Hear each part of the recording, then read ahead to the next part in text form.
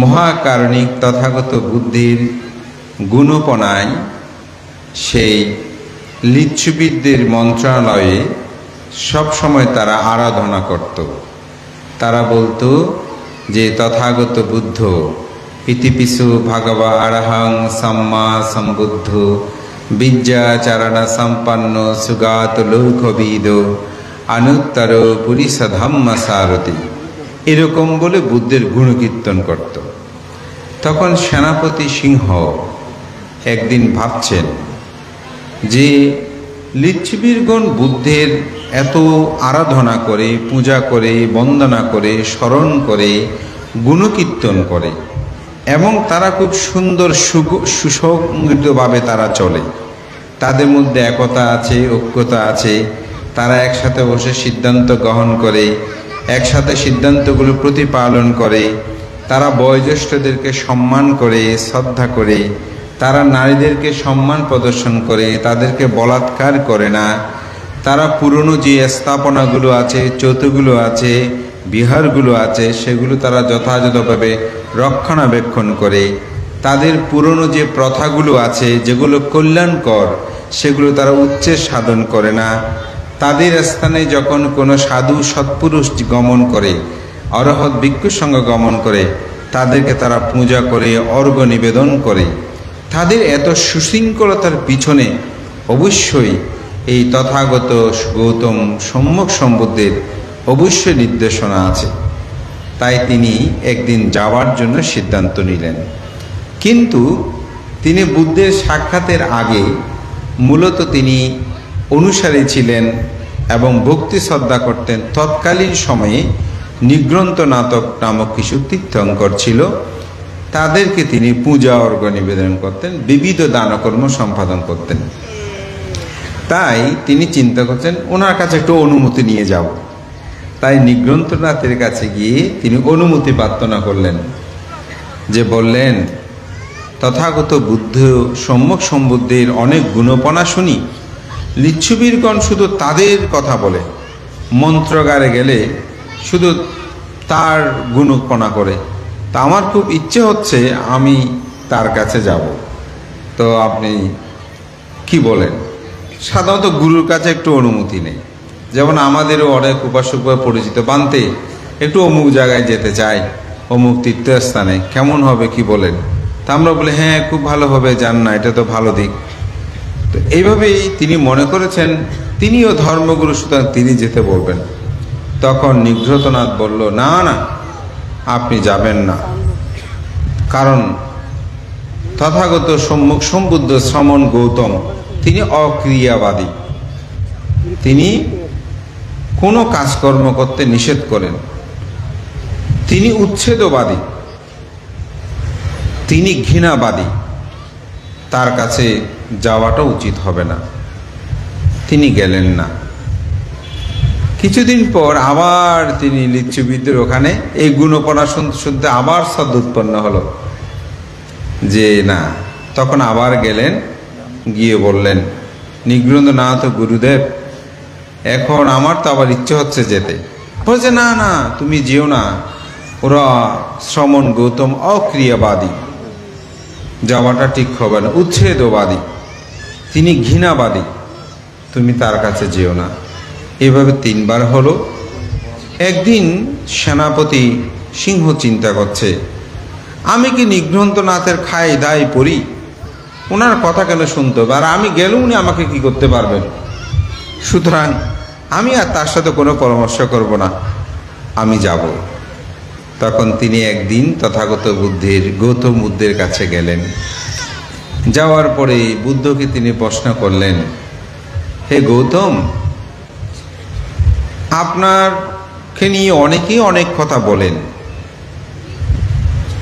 কথাগুলো সত্য কি না আমি জানি না, বা তারা আপনার সত্যিকার অর্থে কোনো প্রশংসা করে নাকি নিন্দা করে, তারা আপনাকে অক্রিয়াবাদী বলে। আসলে কি আপনি অক্রিয়াবাদী? অর্থাৎ কোনো কাজকর্ম যিনি করে না, ক্রিয়া তো বুঝেন কাজ, কোনো কাজকর্ম করেন না। তো বুদ্ধ বলেন, যারা আমার এই কথা বলে তারা নিন্দা করে কি প্রশংসা করে, তারা আমার কথাকে সত্য বলে না অসত্য বলে, সে কার্যকারণ বিষয়টা আপনি উপলব্ধি করবেন। তবে আমি এই অর্থে অক্রিয়াবাদী।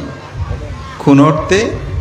আমি বলি, কায়ের দ্বারা কোনো পাপকর্ম করো না, বাক্যের দ্বারা তুমি কোনো পাপ কথা বলো না, মনের দ্বারা তুমি কোনো পাপ ও চিন্তা করো না, সে অর্থে আমি অক্রিয়াবাদী। অর্থাৎ প্রাণী হত্যা করো না, চুরি করো না, বেবিচারি করো না, মিথ্যা কথা, ভেদ কথা, কর্কশ কথা, সম্প্র আলাপ অর্থাৎ আজে বাজে আলাপ, অবিদ্যা, ব্যাপাদ, মিথ্যা দৃষ্টি, এটাকে বলা হয় 10 প্রকার অকুশল। এগুলো থেকে তুমি বিরত থাকো, এই কর্মগুলো তুমি সম্পাদন করো না। এই অর্থেই যদি আমাকে তারা অক্রিয়াবাদী বলে, অর্থাৎ এগুলো করতে যে নিষেধ করে, তাহলে আমি কিন্তু অক্রিয়াবাদী, তাহলে আমি অক্রিয়াবাদী, অর্থাৎ আমি সেগুলো করতে বলি না। কেন? কারণ কোনো মানুষ যদি প্রাণী হত্যা করে, তিনি জন্মান্তরে অল্পায়ু হয়ে জন্মগ্রহণ করে। যে মানুষ অল্পায়ু হয় কেন? প্রাণী হত্যার কারণ। এটা গাথায় আছে, জীবের জীবন করিলে হরণ, মরণে নরকে যায়, নররূপ ধরি দুঃখ ভোগ করি, অকালে মরিয়া যায়। এই যে মানুষ যে অকালে মৃত্যুবরণ করে, কেন করে? এই প্রাণী হত্যার কারণে। আবার যারা প্রাণী হত্যা করে না, জীবের জীবন না করি হরণ, মরণে স্বর্গে যায়, নররূপ ধরি সুখ ভোগ করি, জীবনে দীর্ঘায়ু পায়। মানুষ যখন প্রাণী হত্যা করে না, তখন সে মানুষ স্বর্গের মধ্যে গমন করেন। মৃত্যুবরণ করার পর যদি তিনি আবার মনুষ্যরূপে উৎপন্ন হয়, মানুষের জন্মগ্রহণ করে, তখন তিনি দীর্ঘায়ু লাভ করতে পারে। এটা হচ্ছে এই প্রাণী হত্যা, এটা থেকে যেন দূরে থাকা। দ্বিতীয় হচ্ছে কি? চুরি, অদত্ত বস্তু গ্রহণ, যেটা আপনাকে দেয় নাই, যে জিনিসটা আপনাকে প্রদান করে নাই, সে জিনিসটা যেন গ্রহণ না করা। এই চুরি করলে কি হয়? মানুষ জন্মান্তরে দরিদ্র হয়। যখন মানুষ চুরি করে, তখন তিনি দরিদ্র হয়, তার সম্পদ হারিয়ে যায়। এই যে আমাদের অনেকের সম্পদ হারায়, নষ্ট হয়ে যায়, ডাকাতে হরণ করে, এরকম অনেক কিছু হয় না? এগুলো হচ্ছে অতীত জন্মান্তরে চুরির ফল, যার কারণে তারা দরিদ্র হয়, হীন হয়, নিষ্কৃষ্ট হয়। যারা বেবিচারি করে, তারা নপুংসক, পুরুষও নয়, স্ত্রীও নয়, এরকম কিছু মানুষ আছে না? এভাবেই তারা জন্মান্তরে পুরুষ হয় না, স্ত্রী হয় না, নপুংসক হয়ে তারা জন্মগ্রহণ করে। যারা মিথ্যা কথা, সত্যকে অসত্য, অসত্যকে সত্য বলে, তারা অজ্ঞানী হয়, তারা প্রকৃত সত্যের সন্ধান পায় না। জ্ঞান, প্রকৃত জ্ঞানটা তারা অসহজে অর্জন করতে পারে না। কিছু মানুষ দেখবেন দিনরাত পরেও তারা জ্ঞানটা অর্জন করতে পারে না। আর কিছু মানুষ অল্প পরে জ্ঞান অর্জন হয়, হ্যাঁ, এবং তাদেরকে কেউ বিশ্বাস করে না। ভেদ কথা, এটা কিন্তু মুসোবাদার 4টা বিভাগ আছে। মুসোবাদা শুধু কিন্তু একটা নয়, 4টা। তো দ্বিতীয়ত ভেদ কথা মানে একজনের কথা একজনকে বলে, তাদের মধ্যে কি করা? ভেদ সৃষ্টি করা। বলে না এসে বলেছে, অমুক করে না এসে করেছে বলে, একজন তোমাকে অমুক বলেছে, সমুক বলেছে, এ বলে দ্বন্দ্ব সংঘাত সৃষ্টি করে দেওয়া। এরকম সংঘাত যারা সৃষ্টি করে, তাদের মধ্যে দ্বন্দ্ব সৃষ্টি করে দেয়, তারা জন্মান্তরে জ্ঞাতিহীন হয়, আত্মীয়হীন হয়, এবং অনেক সময় নিঃসন্তান হয়। অনেক মানুষ আছে দেখবেন যে তাদের অর্থবিত্ত প্রাচুর্য আছে, কিন্তু আত্মীয় স্বজনের সাথে যোগাযোগ নাই, ভালো সম্পর্ক নাই, সম্প্রীতি নাই, সুন্দর বন্ধন নাই। কারণ সে যেমন অপরের জন্য ভেদ সৃষ্টি করে, এই জন্মেই তার কাছে সে কর্ম বিপাক তাকে ভোগ করতে হয়েছে। কর্কশ বাক্য, অপরে মনে কষ্ট পায়, এই ধরনের করে আঘাত করে কথা বলা, গরম করে কথা বলা। অনেক সময় আছে কেউ ভালো কথা বললে আপনার কাছে খারাপ লাগে, এরকম এরা জন্ম তাদের কথা কেউ শুনতে চায় না। তারা যদি কথা বলে, কথা না শুনে মানুষ অন্যত্র চলে যায়, তাদের কথা মানতে চায় না। ওই যে কর্কশ বাক্যগত কারণ, এটা হচ্ছে তার কর্ম বিপাক। এবং সম্প্রালাপ, বাজে আলাপ, সৌর কথা, ভূত কথা, প্রেত কথা, যে কথাগুলো কোনো মূল্য নাই, পর সমালোচনা, পর নিন্দা, এরকম আছে না? অমুক এমন কথা, সে মুখ করেছে, এই করেছে, সেই করেছে, যে কথাগুলো কোনো সম্পর্ক নাই, এরকম কথা, এটাকে বলা হয় সম্প্রলাপ। এটা নিয়ে একটা খুব সুন্দর কথা আছে। এক ব্যক্তি একজনকে বলতে আছে, বলতে একটা মহা ঘটনা ঘটেছে, আপনাকে এটা বলতে হবে। বলতে কেন? অমুক বলেছে। বলতে দাঁড়াও, তুমি যে আমাকে এই কথাটা বলবে, এই কথার দ্বারা আমার কোনো উপকার হবে? ভালো করে চিন্তা করে বলো। বলে যে না, এই কথা শুনে আপনার কোনো উপকার হবে না। তুমি যে আমাকে এই কথাটা বলতেছো, এটার দ্বারা কি তোমার কোনো উপকার হবে? চিন্তা করে দেখো। বলেছে না, আমারও কোনো উপকার হবে না। যে বলেছে তার উপকার হবে, যে আমার নামে দুর্নাম করেছে তার উপকার হবে? বলতে না, তারও কোনো উপকার হবে না। তো যে কথাটা আমার উপকার হবে না, তোমার উপকার হবে না, যে বলেছে তার উপকার হবে না, সুতরাং সে কথাটা আমাকে বলার কোনো দরকার নাই। এই ভেদ কথা, সম্প্রলাপ, এগুলো এভাবে কি করা উচিত? আমাদেরকে ত্যাগ করাটা উচিত। এরকম যারা কথা বলে। আরটা হচ্ছে অবিদ্যা। অবিদ্যা মানে কি? অজ্ঞানতা। অজ্ঞানতা কি? আমরা যাহা জানি না। কি জানি না? চতুরার্য সত্য এবং আর্যাষ্টাঙ্গিক মার্গ, এই সম্পর্কে যারা জানে না, এটাই হচ্ছে কি? অবিদ্যা। এটি আমাদেরকে কি করতে হবে? উপলব্ধি করতে হবে। এই অবিদ্যায় আমাদেরকে কি দেয়? দুঃখ দেয়। এই অবিদ্যায় আমাদেরকে কি করে? ধ্বংস করে। এই অবিদ্যায় আমাদেরকে জন্ম জন্মান্তরে দুঃখ প্রদান করে। তাই আমাদেরকে উপলব্ধি করতে হবে এই অবিদ্যাটা আসলে কি। তো অবিদ্যা বুদ্ধ ধর্ম দর্শনে সবচেয়ে একটি গুরুত্বপূর্ণ বিষয়। একজন মানুষ অকুশল করার পিছনে তার মূল হচ্ছে অবিদ্যা, মানে অজ্ঞানতা। এই অজ্ঞানতা হচ্ছে অকুশলের আসলে মূলত মূল। বুদ্ধ এটি বলেছেন। কি অজ্ঞানতা? দুঃখ আছে, দুঃখের কারণ আছে, দুঃখ নিরোধ আছে, দুঃখ নিরোধের উপায় আছে। তো দুঃখ কি? আমাদের অসংখ্য জগতে কি আছে? দুঃখ আছে। কিন্তু বুদ্ধ এই সমগ্র দুঃখকে তিনি 8টি ভাগে ভাগ করেছেন, যে দুঃখগুলো পৃথিবীর সকল মানুষের কাছে বিদ্যমান আছে। এমন কোনো মানুষ নাই যার কাছে এই দুঃখগুলো নাই। কি কি দুঃখ? জন্ম দুঃখ, জরা দুঃখ, ব্যাধি দুঃখ, মরণ দুঃখ, অপ্রিয় সংযোগ দুঃখ, প্রিয় বিয়োগ দুঃখ, যাহা চায় তাহা না পাবার দুঃখ, সংক্ষেপে পঞ্চপ্রদান স্কন্ধ দুঃখ। এই জগৎ সংসারে প্রকৃতভাবে যদি আপনি চিন্তা করে দেখেন, বুদ্ধের ধর্ম দর্শনের এই বিষয়টা হচ্ছে কিন্তু মূল। এটি যিনি বুঝবে না, এটা যিনি উপলব্ধি করবে না, তিনি বুদ্ধ ধর্ম কেন করছে সেটা সে নিজেও জানে না। যেমন অনেকে 10 দিন ভাবনা করে এসে বলে যে বানতে ভাবনা যে করলাম 10 দিন, আসলে বানতে ভাবনা কেন করলাম? তো ভাবনা করে নির্বাণের যাওয়ার কথা, কিন্তু নির্বাণে তো বানতে ওখানে নাকি বিবাহ সাথে কিছু নেই, তো ওখানে গিয়ে লাভ কি? ঠিক না? ওখানে তো বিয়ের সাথে কিছু নাই, কিন্তু কেন আমি নির্বাণে যাব?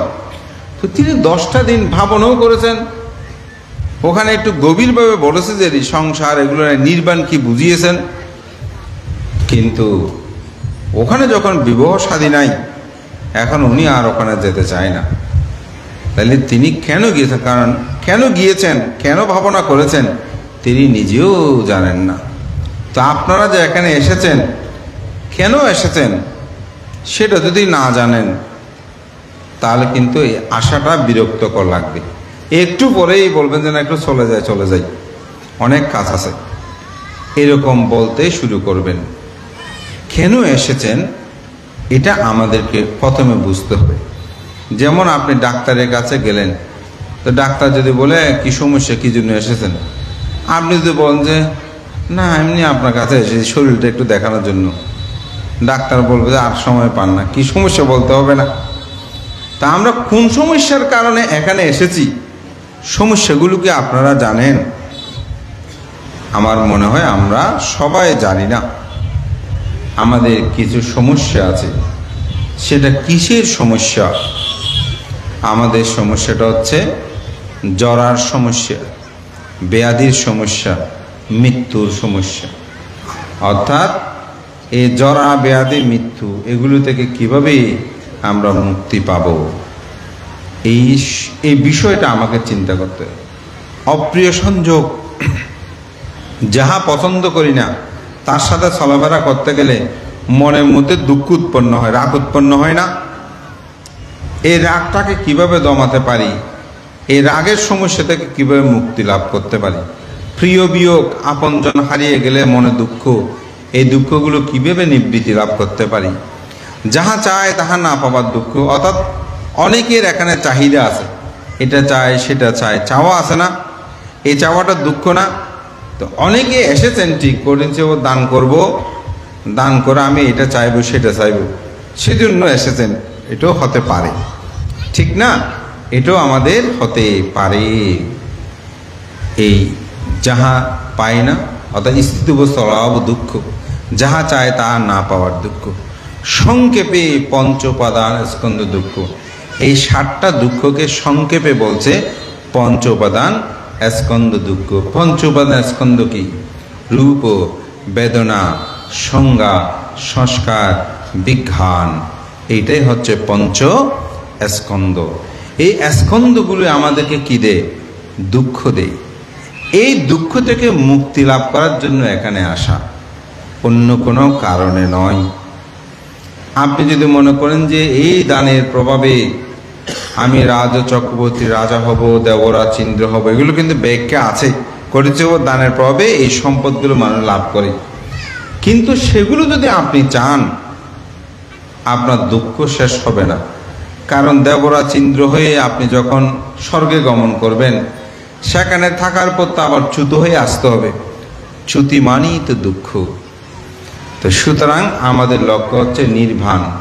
নির্বাণে বিবাহ শাদী অমুক সমুক নাই, কিন্তু নির্বাণে আছে কি আছে? নিব্বাণাং পরমং সুখাং। নির্বাণ পরম শান্তি। নির্বাণ মানে শূন্য নয়, নির্বাণ মানে সুখ। বুদ্ধ শূন্য বলে নাই, বুদ্ধ কি বলেছেন? নিব্বাণাং পরমং সুখাং। নির্বাণ মানে পরম সুখ। আমি একদিন দু একজনে এরকম বলেছি, দুটি কক্ষ, একটি কক্ষের মধ্যে সুখ আর সুখ, আরেকটি কক্ষের মধ্যে সুখও আছে দুঃখ আছে। আপনি যদি বুদ্ধিমান মানুষ হন কোথায় যাবেন? বলে যে বানতে যেখানে সুখ আর সুখ আছে সেখানে যাব। আর সুখ দুঃখ যেখানে, ওখানে স্ত্রী পুত্র কন্যা সব আছে। আর ওখানে ওগুলো কিছু নেই, কিন্তু সুখ আছে। বর্তমানে বিবাহ শাদী করে স্ত্রী পুত্র কন্যা, এগুলো তো সুখের জন্য। সুতরাং সুখটা যখন আমি ওখানে পাবো, ওখানে যাওয়ার দরকার কি? তা আমি বললাম নির্বাণ হচ্ছে সেটাই, যে এখানে সুখ আর সুখ আছে।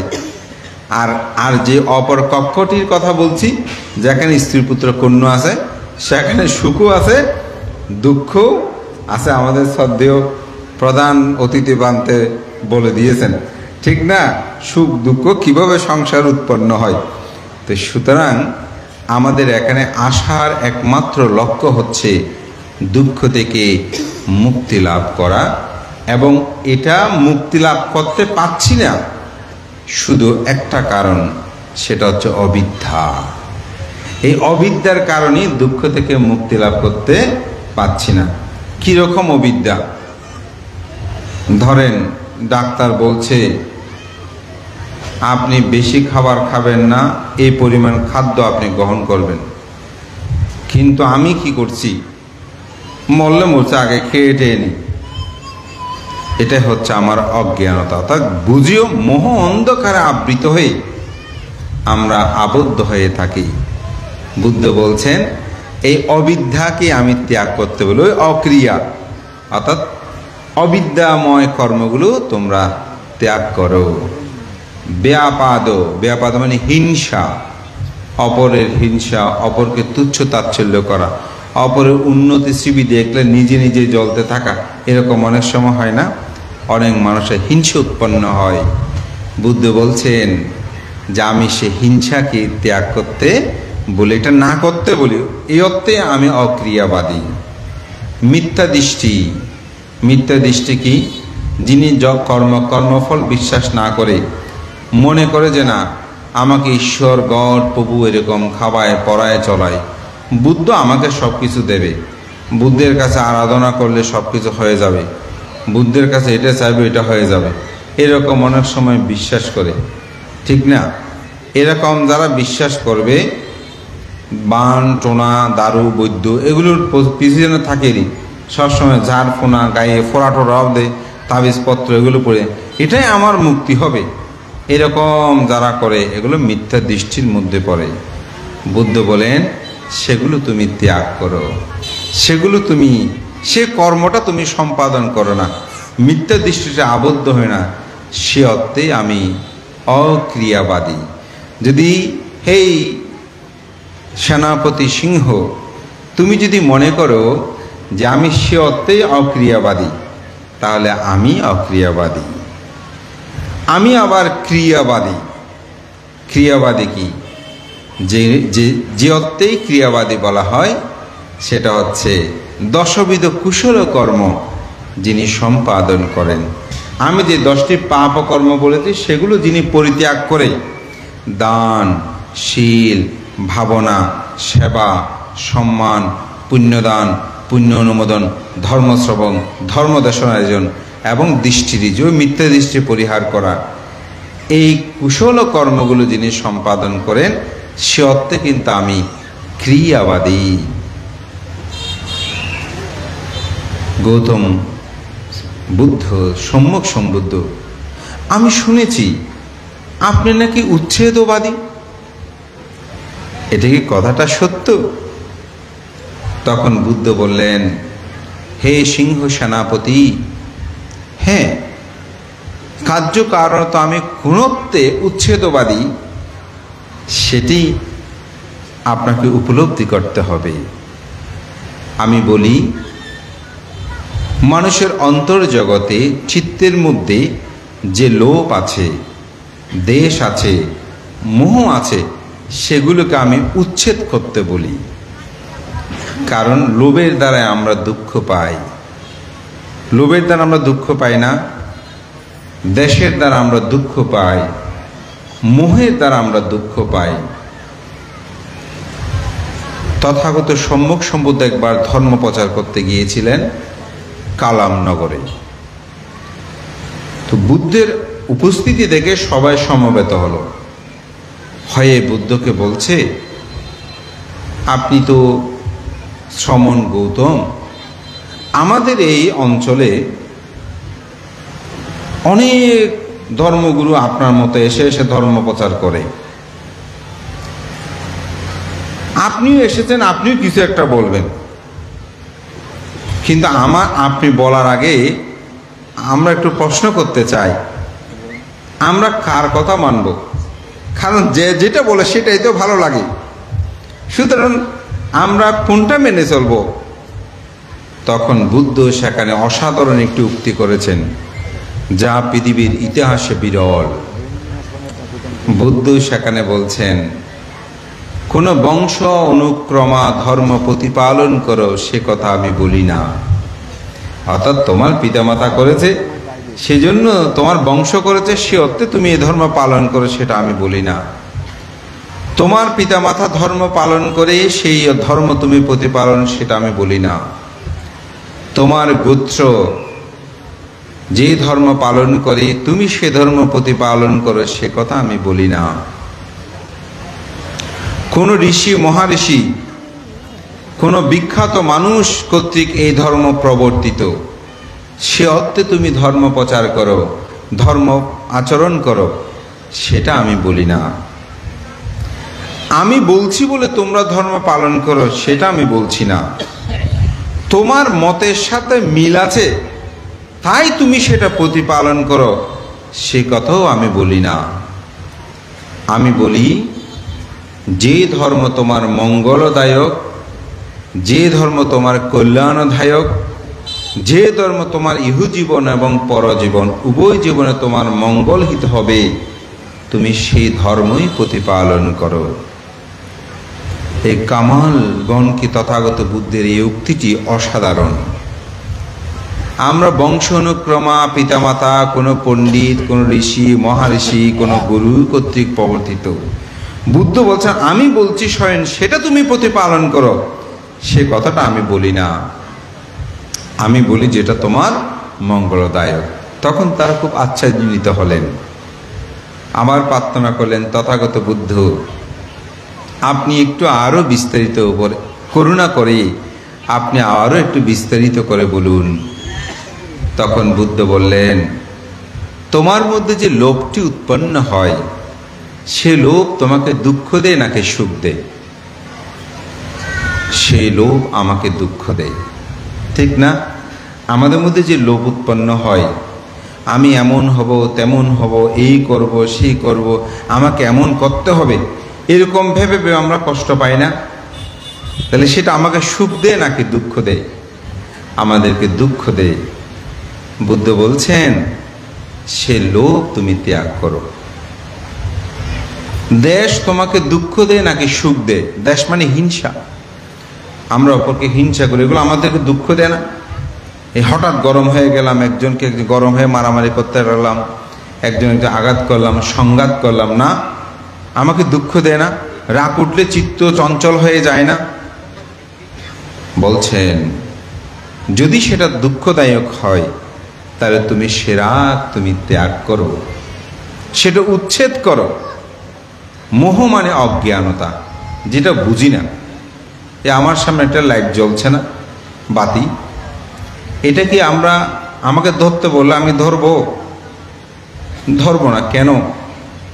আমি জানি যে এখানে হাত দগ্ধ হবে, কিন্তু না জানে কেউ যদি ধরে হাতটা দগ্ধ হবে। ওই না জানাই এটা মোহ আবরণ। এটা তোমাকে দুঃখ দেয় নাকি সুখ দেয়? বলে সেটা আমাকে দুঃখ দেয়, তুমি তাহা ত্যাগ করো। সে অর্থে আমি উচ্ছেদবাদী। তাহলে বুদ্ধ কোন অর্থে উচ্ছেদবাদী? যিনি লোভ দেশ মোহ অর্থে উচ্ছেদবাদী। বলছে আপনি নাকি ঘৃণাবাদী।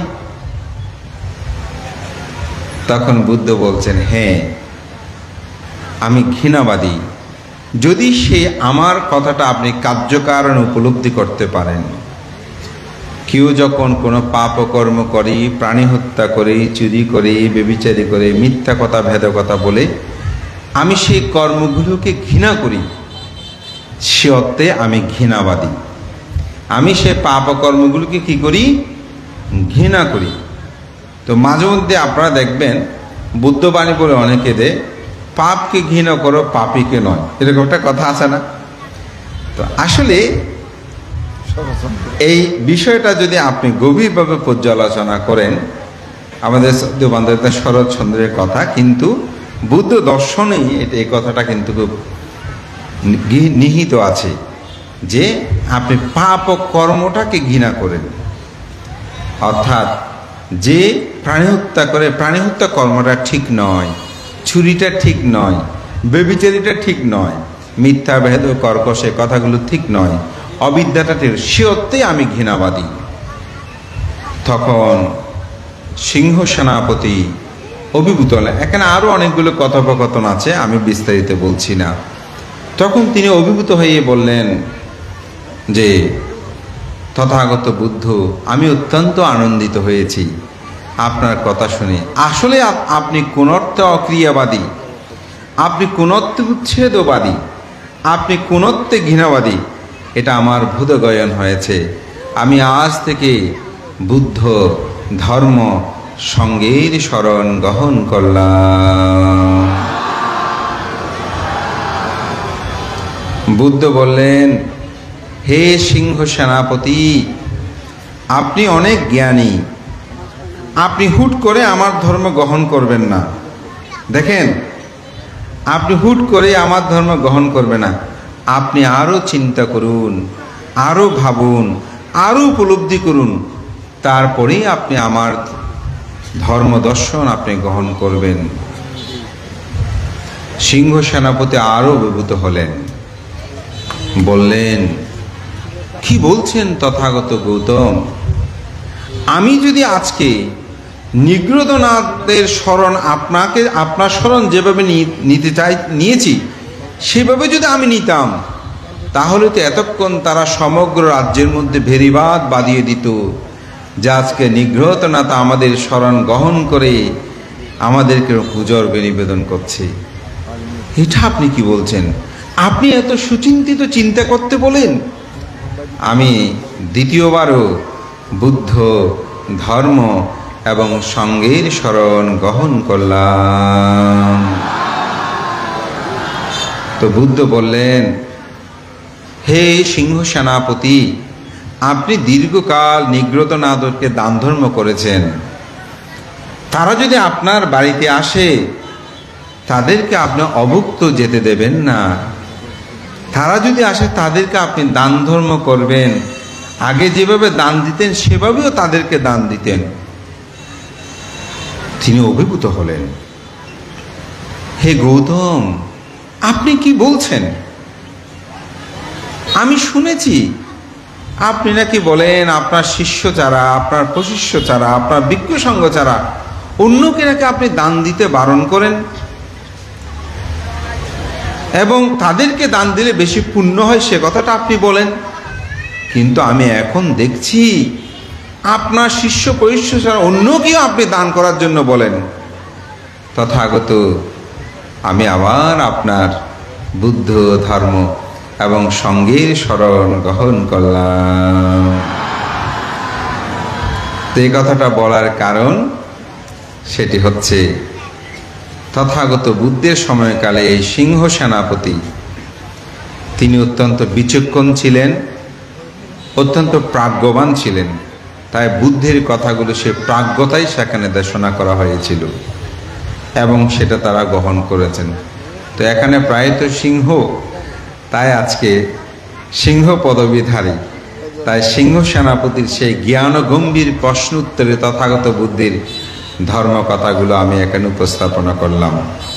তো আমার কথা দীর্ঘই করব না, আমি একটি গাথা ভাষণ করেছি, 3টি গাথা। প্রথম গাথা, নাবাজে পাপাকে মিথ্যে নাবাজে পুরিসাদামে বাজেতা মিথ্যে কল্যাণে বাজেতা পুরিসুত্থামে। তথাগত বুদ্ধ বলেন, পাপ ও মিত্রের কখনো পাপজনের সাথে কখনো সংসর্গ করবে না, অর্থাৎ পাপীর সাথে কখনো মিশবেন না। আপনি যদি কোনো পাপকর্ম করে এমন মানুষের সাথে মিশেন, আপনার জীবনটাও সেদিকে ধাপমান হবে, সেদিকেই আপনি যাবেন। নরাধম ব্যক্তি যারা খারাপ কাজ করে, পাপ কি পুণ্য কি এগুলো বুঝে না, সেই ধরনের মানুষের সাথে যদি মিশেন তাহলে আপনাদের জীবন সেদিকে অন্ধকারে চলে যাবে। পুরুষোত্তম ব্যক্তি সৎ মানুষের সাথে মিশবেন, অর্থাৎ ভালো মানুষের সাথে মিশবেন। এবং সৎ পুরুষোত্তম বলতে এখানে যারা সাধু সৎপুরুষ অরহৎ তাদের সান্নিধ্যে যাবেন, তবে জীবনটা সুন্দর হবে। মহাকার্ণিক তথাগত বুদ্ধ প্রশংসিত কঠিন চিবর দান। তথাগত বুদ্ধ তিনি কঠিন চিবর দানে আনিশংস ব্যাখ্যা করতে গিয়ে বলেছেন, বুদ্ধ হতে হলে, পাচ্ছেকা বুদ্ধ হতে, অলহত হতে হলে তাকে অবশ্যই কঠিন চিবর দান কর্মটা সম্পাদন করতে হয়। তাই আজকের এই দানময় পুণ্যময় কর্ম, সময়ের কারণে আমার কথা দীর্ঘই না করে আপনাদের সকলকে আমি আন্তরিকভাবে ধন্যবাদ এবং কৃতজ্ঞতা জ্ঞাপন করছি। এই গ্রামে বিশেষ করে যখন আপনার অত্যন্ত বাদ্য বাজনা সহকারে যে গৌরবে আমাকে সম্মান গৌরব প্রদর্শন করেছেন, আসলে আমি অতি ক্ষুদ্র একজন সত্য সন্ধানী ভিক্ষু। আপনারা যেভাবে গৌরবের আসনে দিয়েছেন তার জন্য আমি কৃতজ্ঞতা জানাই। এবং একটি বিহারের কিন্তু মানুষের পরিবেশের পরিচয় বহন করে। তা আমি মনে করি এই বিহার আপনারা যে নির্মাণ কাজ শুরু করেছেন, সবাই যদি এখানে সম্পৃক্ত হয়, আমিও একটি বিহার করা সম্ভব। তো বিজ্ঞ সংঘরা এখানে এগিয়ে এসেছেন, আমরাও হয়তো চেষ্টা করব, আপনারাও সবাই এগিয়ে আসেন। কারণ একটি বিহার যদি না থাকে, সমাজ সধর্মকে রক্ষা করা খুব কঠিন। একটি বিহার সমগ্র কিছু পরিচয় বহন করে। আমাদের সেই পূর্ণ পুরুষরা তারা যতটুকু পেরেছেন রক্ষা করতে চেষ্টা করেছেন। আমি মনে করি বাকিগুলো আমাদেরও করা দরকার, আমাদেরও চিন্তা করা দরকার।